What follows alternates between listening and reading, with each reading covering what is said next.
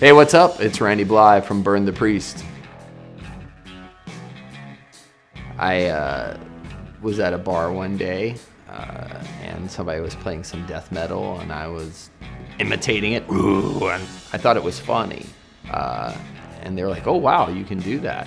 So from there, I used to jump on stage with some local bands and they would be like, sing it in that goofy metal voice. And I did, and we all thought it was hilarious. It was a joke, and then somehow it's a career now. The people that compare my vocals to a Cookie Monster, they're right. I mean, because the first time I heard vocals like mine, I was like, oh, it sounds like the Cookie Monster. Like I said earlier, it was funny. I thought it was a joke, you know? So yeah, you're right. Cookie Monster away, cookie. You know? Who doesn't love the Cookie Monster?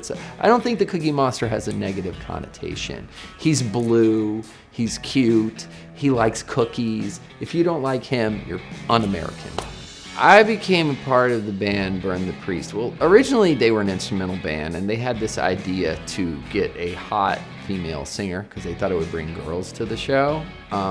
Much to their chagrin, they got me instead. Basically what happened is I was in a band with one of the guitar players before, a terrible band.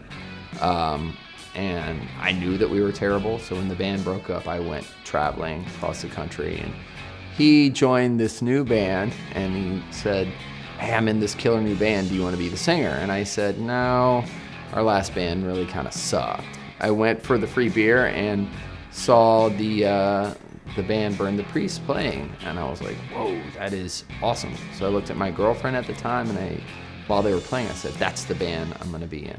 All the first shows that we played were with like punk bands and stuff, and you know, I never changed anything about myself. I'm just like the punk rock guy in this metal band. And my lyrics are definitely shaped by the punk rock and hardcore sort of ethic that I grew up with, you know, sort of social and political commentary. So it's not like I joined this metal band that was wearing leather vest and singing about dragons and shit, you know? It's like I was doing the same thing I would do in a punk rock band, just with heavier music. And it translated well. Back in the day in the shows, there was a big sort of friction between metalheads and the punk rock hardcore kids. Like if you showed up with long hair at a punk rock show, there probably would be static. And I certainly saw some of that at shows growing up in Virginia Beach, you know, every now and then some long hairs. We called them grits. We called metalhead grits. That was our sort of term for them. It's a Virginia term. Or glunker. In Richmond, they called them glunkers, like the riffs. Glunk, glunk, glunk, glunk, glunk, glunk, glunk. But there was violence, definitely, back in the day. They didn't really mix. I think it's good that that kind of stuff has fallen to the wayside because we're all part of the subculture, you know. We're all basically outside the norm, so it would behoove us to all get along. This is definitely a thing where I can say with 100% certainty that audiences were better back in the day. And that is the direct result of one thing. I have an example of it right here. It's called the cell phone. It's a pocket Jesus. This is not watching a rock show. This is not being engaged with what is happening. This is not being in the moment. When we started playing shows, there was a much more inclusive feeling, much less of a barrier between the audience and the performer. While there are just as crazy, energetic audiences, you know, people who are in the moment, there's a great part of these people that view this experience through the filter of this digital recording device, even while they're there. What I'm worried about is you missing out on the experience, you know? Because that's really what drew me to this music in the first place. It was a place I could go with other people, like-minded people, and be completely absorbed by this overwhelming sonic expression of power. What is the craziest thing that has ever happened at a show? That is a lot of different stuff. We played a show in Thailand, in Bangkok, Thailand, a few years ago. We went on stage and there was a massive protest downtown in the financial district of Bangkok. There were two different groups protesting this political party. And the second we went on stage, right as we went on stage, the police came and went over they went to the promoter and went on the microphone and said, okay, we have now declared martial law in the city of Bangkok and everybody has to go home. Curfew is now or you'll be arrested. And nobody left. So we just kept on playing. That was the beginning of our set, was the beginning of martial law. And then later I went down and there were these massive riots in downtown Bangkok and several people died. That was pretty intense. We left the next day. Right after we left, the airport shut down. Thailand got shut. I mean, like on a larger scale, that was pretty gnarly.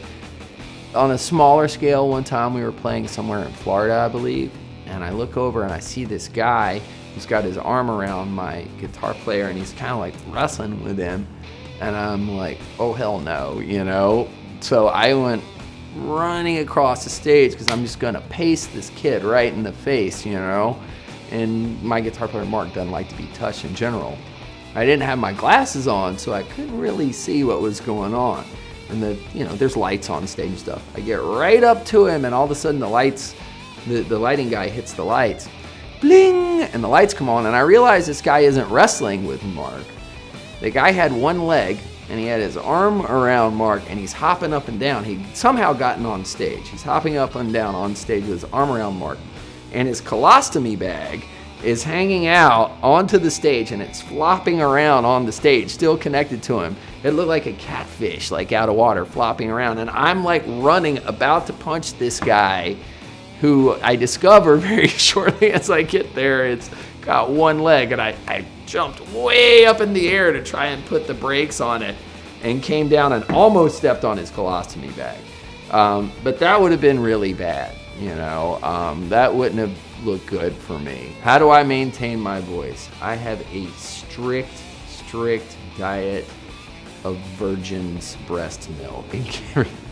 I don't know. I was just born this way, really, honestly.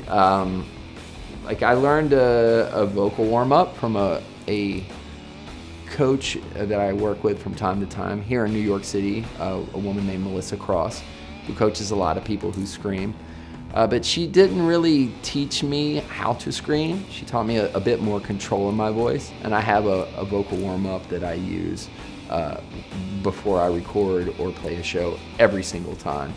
For the most part, though, on tour, it's get a lot of sleep, drink a lot of water, don't talk much, especially in the morning, you know. People think about, you know, a band like mine that is A, on a major label, B, highly abrasive, and C, has charted, I believe our highest charting position on the Billboard charts was number 2. That's the number 2 record sold in the first week in the States out of all records, not rock, not pop, not whatever, everything. The reason why we charted so high is because of the loyalty of fans of underground music. Sales of physical music have been steadily declining. Punk fans, hardcore fans, metal fans tend to be a much more loyal artist who actually support the artist. So they were buying records, you know, and that's who we owe, like, you know, those high record charting positions to, is the fans, not any sort of bleed over from a mainstream audience, because we're still kind of unlistenable to them to this day. I mean, you won't hear me on Casey Kasem's American Top 40 anytime soon. What is on the horizon for Randy Blythe? Well, my band Lamb of God is releasing a album under our old name, Burn the Priest, of punk rock sort of cover songs called Legion 20. I'll probably be moving through my photography website, which is going to be up soon. It's randyblyphoto.com. And also I'm just going to be doing a lot of surfing and shooting photos and touring with the band Slayer apparently all summer on their final farewell tour. So lots of busyness.